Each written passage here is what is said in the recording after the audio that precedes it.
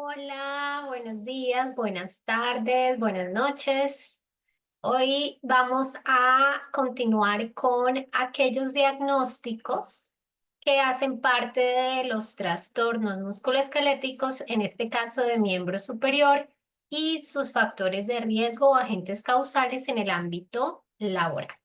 Vamos a hablar en esta ocasión de la epicondilitis de origen laboral.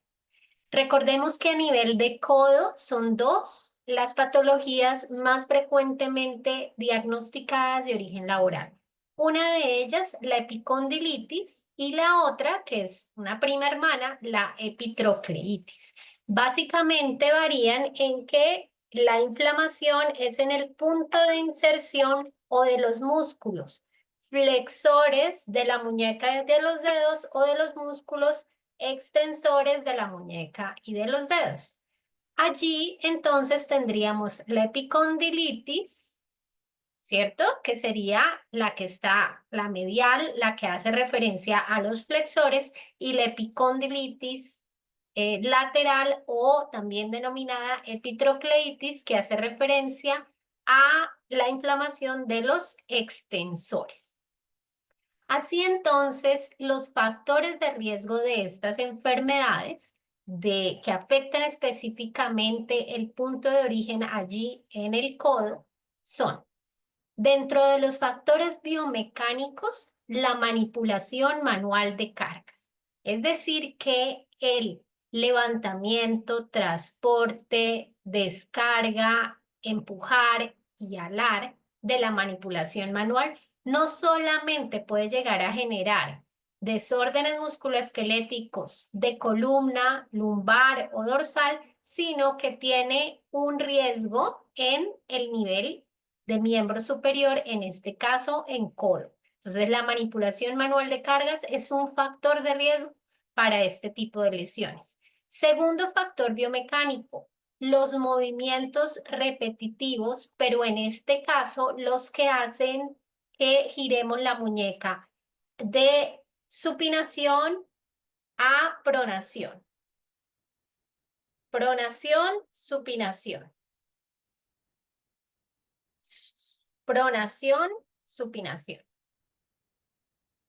Entonces, todos los movimientos que involucren ese giro del antebrazo de entre supinación y pronación es el factor de riesgo número uno de los movimientos repetitivos para presentar estas epicondilitis.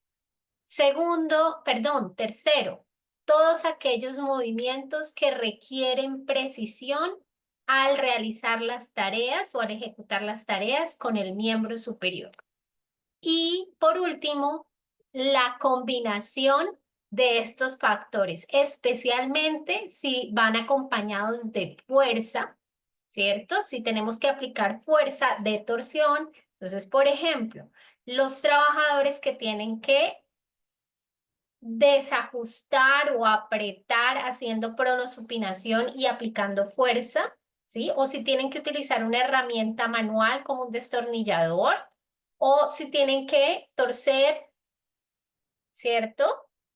Inclusive servicios generales, o que tienen que trapear y barrer y mueven allí la muñeca y los codos, extienden y flexionan, ¿cierto? Y además mueven las muñecas. Esa combinación de fuerza, repetitividad y posturas por fuera de ángulos de confort cerraría este grupo de factores que estamos denominando factores biomecánicos. Segundo grupo de factores, los factores individuales, la predisposición que tiene un individuo para presentar la enfermedad. Ya hemos mencionado en otros que el género femenino es mucho más propenso a tener desórdenes o trastornos musculoesqueléticos de miembro superior. Por tanto, dentro de los factores individuales está el sexo femenino como un factor de riesgo para tener epicondilitis. Pasa algo muy similar con la obesidad. La obesidad es un factor de riesgo no solo para epicondilitis, sino prácticamente para todos los trastornos musculoesqueléticos de cualquier parte del cuerpo. miembro superior, espalda, cadera, rodilla, etc. Y otro factor de riesgo es edad avanzada, por encima de la quinta década de vida, hay mayor riesgo también de la epicondilitis. Último grupo del que les quiero hablar, factores psicosociales. Los factores psicosociales también impactan prácticamente todos los trastornos musculoesqueléticos. Y aquí vamos a hablar del bajo control de trabajo, cuando los trabajadores no pueden tomar decisiones hacia ni cómo hacen las tareas ni a qué ritmo las hacen. Por ejemplo, cuando trabajan al ritmo de una banda transportadora, ¿sí? Cuando trabajan al ritmo de una máquina, cuando no pueden decidir cuándo descansar o en qué postura específica, si se pueden sentar o estar de pie. Entonces, cuando tienen bajo control de trabajo, es un factor importante, no solamente de la epicondilitis, sino prácticamente de todos los de miembro superior y bajo soporte social. Entonces, todos los procesos que tienen que ver con comunicación, con trabajo en equipo, con poder yo tener acceso a comunicarme libremente con mis supervisores, mis jefes, mis compañeros de la misma línea, etcétera, me da un soporte social que cuando es adecuado es un factor protector, pero cuando es limitado, cuando es muy bajo, se convierte en un factor de riesgo.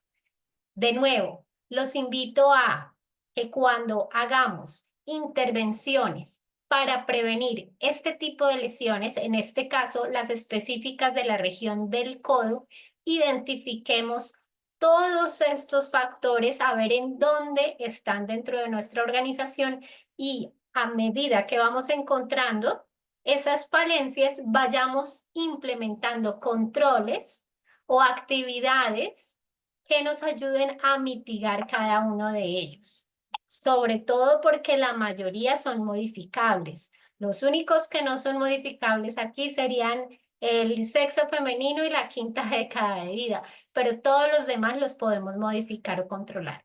Entonces, allí tienen una herramienta adicional. Nos vemos en un próximo video. Feliz día para todos.